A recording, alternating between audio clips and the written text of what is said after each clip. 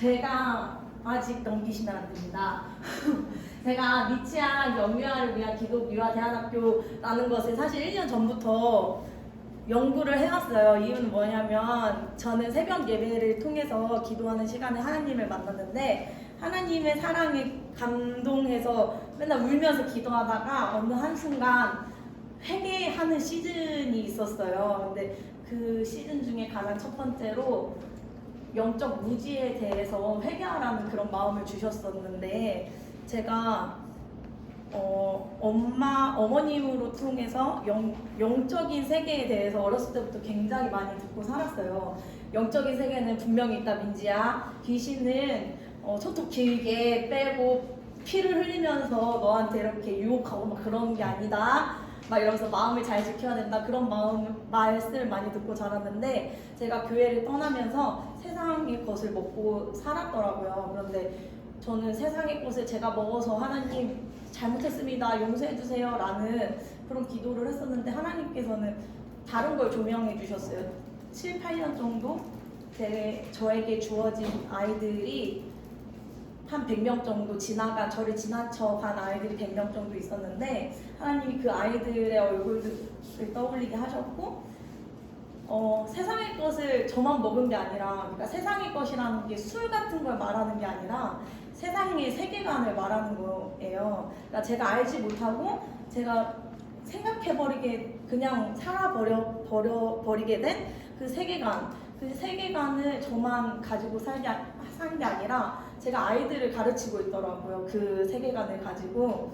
그래서 그것에 대한 회개를 굉장히 많이 했었는데 그러다 보니 지금 나의 어린이집 교사로서 내가 이 아이들한테 어떤 죄를 짓고 있는가에 대해서 생각해보게 되었고 그때 누리 과정에 대해서 그 실체에 대해서 파악하는 계기가 됐고 그러다가 유아교육 실천은 어떻게 되는가에 대해서 파헤치게 되면서 누리 과정을 연구하게 됐고 박민진이라는 자매가 먼저 연락이 와서 2번 정도 만났는데 이러한 모든 배경 지금 나나들인 유인물이 2번 만에 다 나온 것이거든요 사실. 그래서 되게 하나님의 계획하심이 오늘 놀랐다는 게 그러한 이 이야기를 먼저 해드리고 싶었습니다.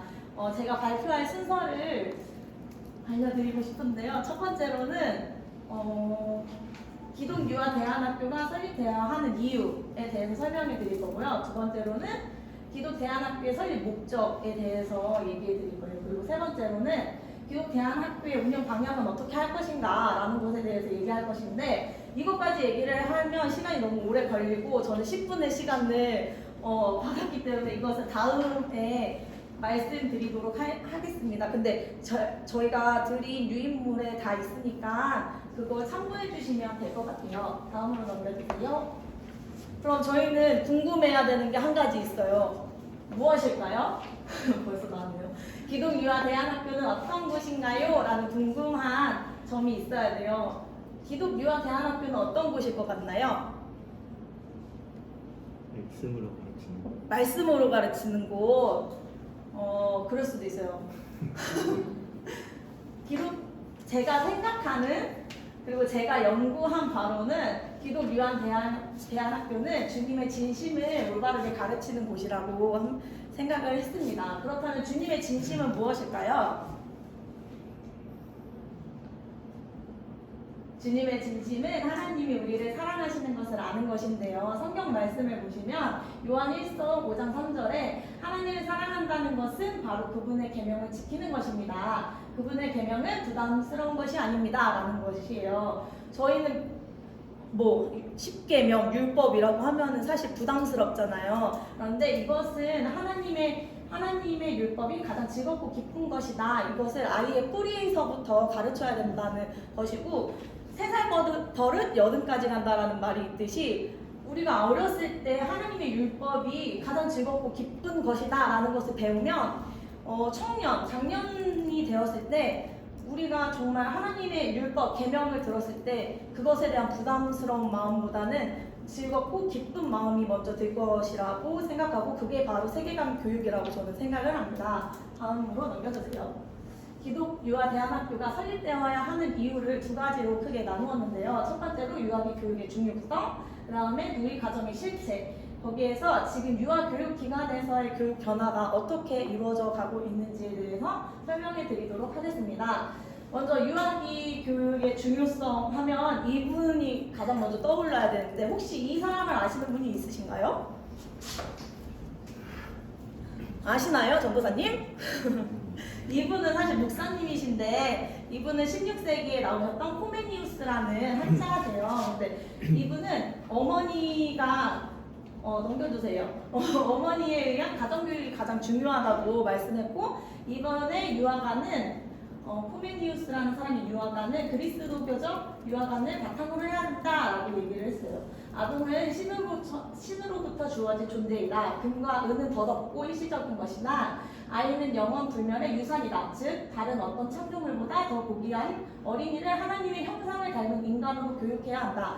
우리는 원래 하나님의 형상으로 만들어진 사람 원래 하나님의 형상으로 만들어진 것이잖아요. 그런데 그것이 지금 많이 변질되어 가고 있어요. 그렇기 때문에 다시 아이들한테 하나님의 형상을 닮은 인간으로 자라날 수 있게끔 가르쳐 주어야 된다는 것이에요. 이 분은 또 유아학교라는 책을 써내는데요. 이것은 그냥 안내서예요. 교사와 어머니가 어떻게 지도해야 되는지에 대해서 알려주는 건데 거기에서 가장 중요한 요소로 꼽은 것은 0에서 6세까지의 교육은 어머니에 의해서 이루어져야 된다는 것인데 저희는 가정 세미나 저는 사실은 코메니우스에 대해서 원래 알고 있었고 오메가 교회로 오기 전에는 그냥 그렇구나 라고 생각을 했었는데 가정 세미나를 통해서 한번 딱 생각을 하고 두 번째 일용할 양식이랑 말씀을 들으면서 생각을 하게 됐어요. 아빠의 역할과 엄마의 역할이 있는데 엄마의 역할이 진짜 엄마의 역할에 대해서 말해주는 표본이 아닌가라는 생각을 하게 됐어요. 이 분은 어머니의 무릎학교라는 것을 얘기했고 그런 다음에 어린이집이 킨더가르텐이라는 것이 이분에 의해서 생겼습니다. 다음으로 넘겨주세요. 그리고 이분은 또 이런 이야기를 했어요. 유아기 교육이 중요한 이유가 있습니다 라고 하면서 어떤 시기에 대해서 얘기했는데 이 시기를 결정적 시기라고 합니다. 혹시 결정적 시기에 대해서 들어보신 분 있으신가요? 없으신가요?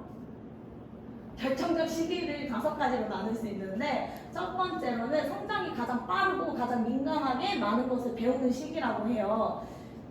태어나서 아이들이 막 기어다니고 엄마 하고 그런 시기가 가장 빨리 자라고 가장 발달을 빨리빨리 이루는 시기고 신체적인 발달도 가장 청소년도 뭐 키가 많이 자라고 그런 것도 있겠지만 이 어린 아이들의 시절이 제일 빨리 자라고 제일 민감하게 자란다는 것은 많은 학자들이 다 강조하는 부분이랍니다. 두 번째는 모든 발달의 기초를 튼튼히 하는 시기이기 때문에 기초 튼튼 수학, 기초 튼튼 국어 이런 게 나왔겠죠. 세 번째, 유아기 발달은 한 번 때려 놓치면 회복되기 어렵다. 늑대 소년 이야기 혹시 아시나요? 늑대가 소년을 키웠는데 사람들이 이제 발견을 해서 사람의 말을 막 가르쳤어요. 근데 결국 사람의 말을 하긴 하지만 어눌하게밖에 배우지를 못한 것이에요. 그것을 봤을 때 유아기의 발달을 한 번 때를 놓치면 회복되기가 어렵다는 거예요. 이게 언어적인 발달뿐만 아니라 정서적인 발달 또한 이것에 해당되는 것이에요. 그러니까 어머니의 역할과 아버지의 역할 그리고 그 환경, 주변 환경의 역할이 가장 중요하다는 것이에요. 네 번째로는 유아기의 지능 발달이 80% 정도 정도 자라기 때문에 이 시기에 유튜브를 보여줄 것인가 아니면 성경책을 보여줄 것인가에 따라서 어떻게 변화가 될지 우리 아이들이 자라날지에 대해서 많이 달라지게 되겠죠. 그 다음에 5번째 어떤 환경에서 무엇을 경험하느냐에 따라 지능과 성격이 결정된다. 이것은 제가 그냥 생각하는 건데 성경적 세계관으로 자라게 할 것이냐 반성경적 세계관으로 자라게 할 것이냐라는 반성경적 세계관을 주입시킬 것이냐에 따라서 아이가 어떻게 자라는지가 결정된다는 것을 말하는 것 같습니다. 다음으로 넘겨주세요. 그래서 결정적 시기는 한마디로 표현하면 인간이 어떤 행동을 배우거나 심리적 특성을 갖는 데는 특정 시기가 있다는 거예요. 그런데 이 시기를 놓쳐서는 안 된다는 거예요. 그런데 이 시기는 하나님께서도 이 성경 말씀에 명령을 해놓으신 게 있더라고요. 그래서 보니까 신명기 6장 6절에서 9절 저희 다 아시는 말씀이시죠? 함께 읽어보도록 하겠습니다.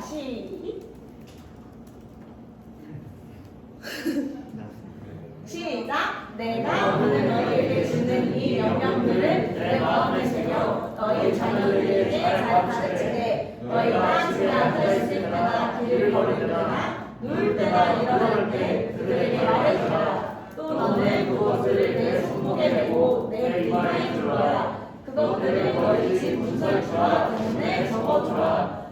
저는 이 말씀을 보고 하나님께서도 이 결정적 시기에 대해서 정확히 알고 계셨기 때문에 저희에게 명령을 하신 것이 아닌가 하는 생각을 하게 되었습니다. 너희 자녀들에게 잘 가르치되 너희가 집에 앉아있을 때나 길을 걸어갈 때나 누울 때나 일어날 때 그들에게 말해주어라. 너희 자녀들에게 말해줘라. 뭐를? 율법을, 하나님의 말씀을. 왜 가르쳐야 되냐면 그것이 세계가 형성이 되는 시기이기 때문이에요. 이 시기에 만약에 반기독교적인 세계관, 반성경적인 세계관을 심어주면 이 아이들은 자라면서 나도 모르게 예수님이 싫어지고 하나님이 싫어지고 교회가 싫어지는 그냥 분노의 아이들로 자라나게 되는 거라고 생각을 합니다. 다음으로 넘겨주세요. 그렇다면 이제 누리과정의 실체에 대해서 이제 천천히 알아보게 텐데요. 누리과정은 이렇게 이원화된 취약점 아동의 보육과 교육을 통합하여 공통가정 제도로 시행하는 표면적으로는 모든 만 5세 유아들에게 균등한 국가 수준의 교육 및 보육이 이루어지도록 하며 학부모의 경제적 부담을 줄여주는 목적도 두고 있다. 어떻게 보면은 되게 좋은 말 같아요. 그래서 뭐 엄마들을 도와주고 막 되게 좋아 보이는데 어떻게 보면 또 좋아진 것도 있긴 해요. 왜냐면 어린이집은 타가소라고 생각하시는 분들이 아직도 계시고 유치원은 좀 막 학교 개념 막 이렇게 생각하시는 분들도 있는데 그런데 이것의 문제점이 진짜 좀 악하더라고요. 파헤치면 파헤칠수록 악하더라고요. 근데 그 나사들인 유인물에 되게 기록이 잘 되어 있으니까 그걸 좀 많이 참고해 주시면 감사하겠습니다. 누리가정이란 단어의 의미를 알아보냈는데 누리란 세상을 뜻하는 우리말로 궁극적 의미는 하나의 세상과 하나의 인류, 하나의 세계, 하나의 인류 공동체를 만들기 위한 교육이래요. 하나님도 아닌 사람, 하나님도 아니면서 뭘 하나로 만든다는 것인지에 대한 의문을 가져보았습니다. 그리고 누리과정에서 제시하는 바람직한 교사상이 또 있어요. 이 교사상은 지침서에도 있고요. 해설서에도 이렇게 말하라고 큰 따옴표까지 제시하면서 저희를 교사를 무슨 로봇 취급하듯이 이렇게 말하십시오, 저렇게 말하십시오 라고 얘기를 해 두었어요. 교사란 아이들에게 어떤 고정관념도 심어주지 않기 위해 교사 스스로 노력하며 공부하고 생활하여 지도해야 된다는 건데요. 처음에 유아들이 자존감을 높이기 위해 늘 칭찬하라는 거예요. 그래서 너는 소중해, 너는 특별해, 너는 최고야 이런 말을 하래요. 그러면 우리 아이가 자존감이 높아지니까 되게 좋잖아요. 이런 말 들으면. 그런데 이 안에는 어떤 말이 숨어져 있냐면 네 마음대로 해. 네가 하고 싶은 대로 해. 이런 의미가 숨어져 있는 거예요. 네가 하고 싶으면 다 괜찮은 거야. 네 뜻대로 해. 어떤 모습이 혹시 생각나시지 않나요? 저는 이거를 보면서 왠지 하와를 꼬드기는 뱀 같은 그런 상황이 떠올랐는데요. 성경에는 내 뜻대로 하라는 게 아니고 제가 교회에 와서 교육을 받아보니 저는 없고 하나님으로 사는, 그러니까 갈라디아서 2장 20절 말씀 1대1 양육을 했으면 한 번이라도 외워봤을 그 말씀 있잖아요. 그러므로 나는 이제 내가 사는 것이 아니요 내 안에 살아계신 하나님의 아들을 믿는, 나를 위해 죽으신 하나님의 아들을 믿는 믿음으로 산다. 그 말씀이 떠올랐어요. 그렇기 때문에 아이들에게는 네 마음대로 살아 라는 게 아니라 너는 없고 하나님의 뜻 안에서, 하나님 울타리 안에서 살아가야 돼 라는 것을 심어줘야 된다고 저는 생각했고, 그걸 알려주어야 되는 것이 진짜 기독 교사가 아닌가 라고 생각해 보았습니다. 두 번째로 유아의 감정을 표출시키고 분노를 억제시키지 마라 라고 되어 있어요. 유아의 감정을 표출시키고 유아의 오감 발달 이런 거 들어보셨죠? 오감 발달을 위해서 아이들이 어떠한 행동을 통해서 감각을 통해서 느끼는 그 모든 즐거움을 그 모든 쾌락을 다 인정해 주어라 라고 얘기를 하는데요. 이건 진짜 교사 연수를 가면 이렇게까지 말씀을 해요. 아이들이 자위를 해요. 5살, 6살, 7살 이런 애들이. 그러면 어떻게 이야기해야 됩니까? 라고 얘기를 하면 그것은 아이의 즐거움이니까 허용을 해 주어야 됩니다. 하지만 그것은 위생상 질병을 일으킬 수 있기 때문에 그것을 하지 마라고는 말씀하시지 마시고 다른 공 같은 것이나 뭐 인형을 지어주면서 흥미를 다른 곳으로 유발시키라고 얘기를 하시는 거예요. 그러니까 어떤 성행위도 아이들에게는 허용이 된다는 거예요. 왜냐하면 그것이 즐거움이 되고 그것을 느낄 수 있는 자유가 있다는 거라는 거예요. 그래서 너무 어이가 없었습니다. 그래서 그런 상황이 지금 현실이에요. 어린이집 연수를 들어보면 더 웃긴 상황들이 너무 많아서 하나하나 알고 싶으시면 따로 연락 주시면 알려드리겠습니다. 분노를 억제시키지 말라. 이거는 어떤 말이냐면 블럭을 막 띄운 거 있어요. 근데 이 아이가 블럭이 안 띄워져서 너무 화가 나는 거예요. 그래서 이걸 빼가지고 집어 던졌는데 친구한테 맞아가지고 피가 찍 났어요. 그러면은 선생님은 피가 난 애한테도 달려가야 되지만 먼저 블럭 던진 애한테 달려가서 이렇게 얘기를 해야 돼요. 이거는 진짜 해설사에 큰 따옴표로 있는 건데 너가 블럭이 잘 안 끼워져서 마음이 속상했구나. 너가 어떻게 하면은 마음이 속상하지 않고 기분이 좋아질 수 있을까? 라고 물어보고 혹시 괜찮다면 선생님이 블럭을 함께 끼워줘도 되겠니? 하고 물어봐야 되는 거예요. 그러니까 애들이 왕인 거예요. 그런데 코메니우스라는 학자분은 도덕에 대해서는 교육 과정에서 이렇게 말했어요. 도덕에 관해서는 나쁜 버릇은 즉시 고쳐라 라고 쓰여져 있어요. 저는 그 말에 완전 동의를 하고 아이들이 나쁜 것, 잘못된 행동이 있으면 정확하게 알려주고 그 행동을 하지 못하게 이야기해 주는 것이 교사의 역할이라고 저는 생각을 합니다. 자, 다음으로 넘겨주세요. 성에 대한 고정관념을 심어주지 말라. 처음에는 이게 어떻게 들어왔냐면 반편견 교육으로 들어왔어요. 반편견 교육은 뭐냐면 다문화 가정 들어보셨죠? 다문화 가정 들어왔으니까 다문화 가정이 있으니까 그분들 이렇게 다문화 가정 친구가 왔을 때 내가 이제 쟤는 이상하게 생겼어 이런 마음을 갖지 말라는 거예요. 그래서 인형들을 이렇게 꺼내서 가지고 오면 검정색 인형, 하얀색 인형, 그냥 피부색, 그냥 아시아인 인형 이렇게 다 구비를 해 두어야 되는 거예요. 왜냐면 반편견이 생길 수 있으니까. 그런데 너무 의아한 건 제가 어린이집에서 9년 동안 일을 했을 때 다문화 가정을 되게 많이 만났는데 아이들의 눈에는 그 피부색이 달라 보이지가 않더라고요. 오히려 어른들의 눈으로는 그게 달라 보이잖아요. 하지만 이걸 반편견이라는 걸로 글을 써 놓아서 교육을 함으로 그 구분을 짓기 시작을 하였던 거예요. 그래서 왜 이렇게 했나 봤더니 반편견 교육이 들어오면서 그 다음에 양성평등 교육이 들어왔고 양성평등 통해서 남자 여자는 평등해 이렇게 가르치다가 보니 성고정관념을 심어주지 마라 라는 얘기까지가 나왔는데 고작 3년밖에 되지 않은 일이지만 처음에는 여자친구들한테 와 너 예쁜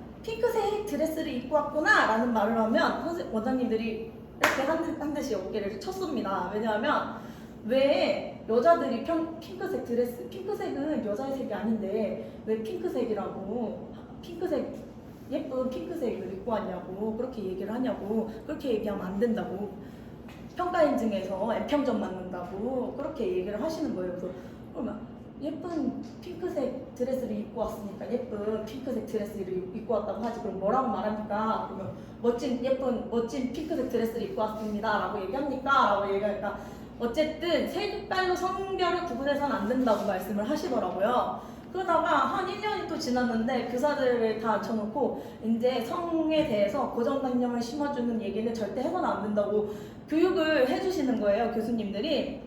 그래서 내용을 들어봤더니 자, 여자친구들 일어나서 화장실 갔다 오세요, 남자친구들 의자 정리하세요, 이 말을 어린이집에서 해서는 안 되는 거예요. 왜냐하면 이 아이는 여자와 남자라는 성별을 구분지어서는 안 된다는 거예요, 어린이집에서. 그래서 제가 그러면 여자를 여자라 부르지 못하고 남자를 남자라 부르지 못하면 저는 홍길동과 같은 사람이 아니냐, 아버지를 아버지라 부르지 못하고 어머니를 어머니라 부르지 못하는 상황도 똑같다라고 말씀을 드렸는데 얼마 전에 제가 또 평가 인증을 했는데 이제 젠더 교육이 들어왔습니다. 그래서 책 도서 교육비를 나라에서 지원받는데 20만 원을 지원받으면 책 10권 정도를 살 수가 있어요. 그러면 그 중에 한 권은 젠더에 관한 책을 사야 되는 거예요.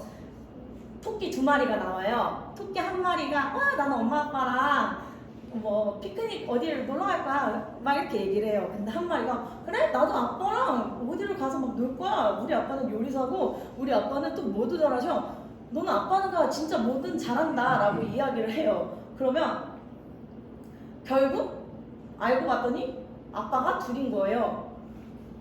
그래서 끝나는 내용을 보면 와, 너는 아빠가 둘이서 참 좋겠다 라고 이야기가 끝나는 거예요. 그래서 이게 지금 서울 유치원에서는 지금 많이 이루어지는 내용이고 대전도 많은 곳에서는 그렇게 안 해요.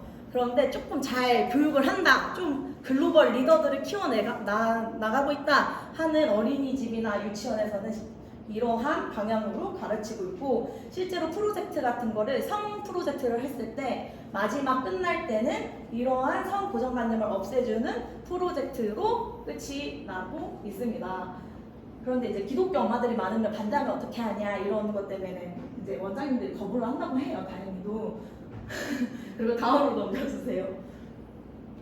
자, 세계의 다양한 모습과 삶의 방식, 신념이 있다 이것인데, 처음에 저희가 할로윈 데이에 대해서 되게 반대를 하고 기독교인들이 앞장서서 할로윈 데이는 사탄의 교육이기 때문에 우리나라에서 있으면 안 된다 하고서 막 집회를 했었대요. 그래서 한 번, 두 번 막 못하게 했었는데 이제 어린이집에는 이게 10월만 되면 가장 큰 행사로 하고 있거든요. 근데 목사님의 자녀들이나 기독교 가정의 자녀들은 아직은 조금 안 좋아하세요. 하지만 그래도 우리 아이가 너무 좋아한다 싶으면 호박 바구니 들고 보내세요.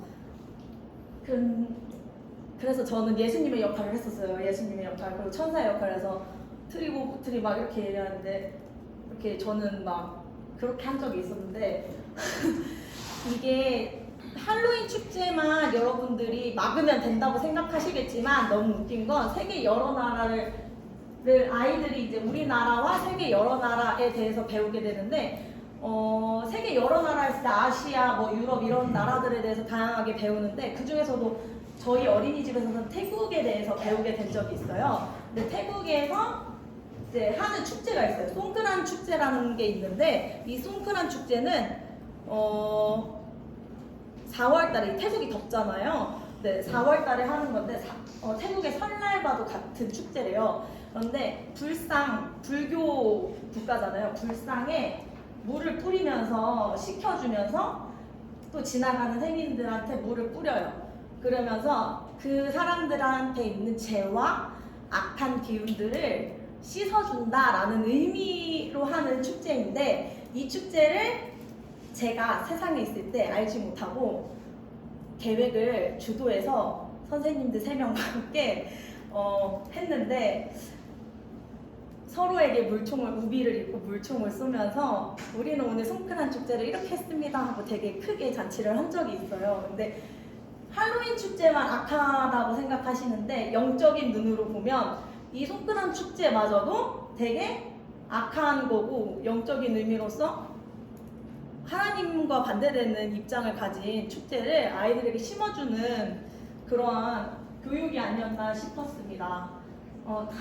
다음으로 넘어갔을 때 시간이 지금 뒤에도 좀 있고 네. 그러니까 이 내용을 우리가 좀 보면 될 것 같아요. 네, 알겠습니다. 그래서 이런 사회자가 좀 진행해줘야 되는데 네, 무슨 기독교와 대한학교가 설립되는 목적 여기만 좀 얘기해주면 좋겠습니다. 기독교에 대해서 한 기독교적인 현재 무분별한 교육들 속에서 영유아들을 구출한다. 그리고 이전의 붕의 시대와 마지막 시대를 살아갈 다음 세대에 이어주는 스트롱 브릿지 역할을 수행한다라는 것이고요. 이 부분은 넘겨주시고 다음 부분도 넘겨주시고 마지막 부분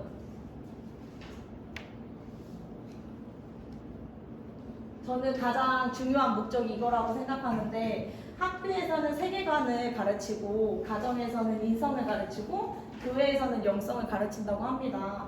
그런데 지금 학교에서는 반기독교적인 세계관을 가르치고 있고 가정이 붕괴되었기 때문에 인성을 가르칠 수가 없는 세대이고 그리고 교회에서는 아예 모이는 것 자체가 안 되어 있고 영성이 무엇인지에 대해서 이야기가 되지 않기 때문에 그 어느 것도 우리가 공중자본 권세들한테 이기고 있는 게 하나도 없는 거예요. 제가 봤을 때는.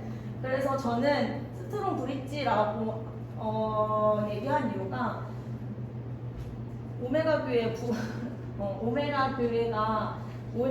교회에 대한 학교가 이 학교와 가정, 교회가 각각의 기관이 아니라 하나의 기관으로 뭉치게 해주어서 학교에서 그러니까 대한학교에서 성경적 세계관을 심어주고 가정의 역할, 아버지의 역할, 어머니의 역할, 자녀들의 역할 정확하게 알려주고 그 다음에 교회에서는 영성을 심어주어서 정말 우리 아이들이 이 땅 가운데 저희는 그런 시대잖아요. 저희는 지나가도 마지막 시대가 있다고 저는 생각하거든요.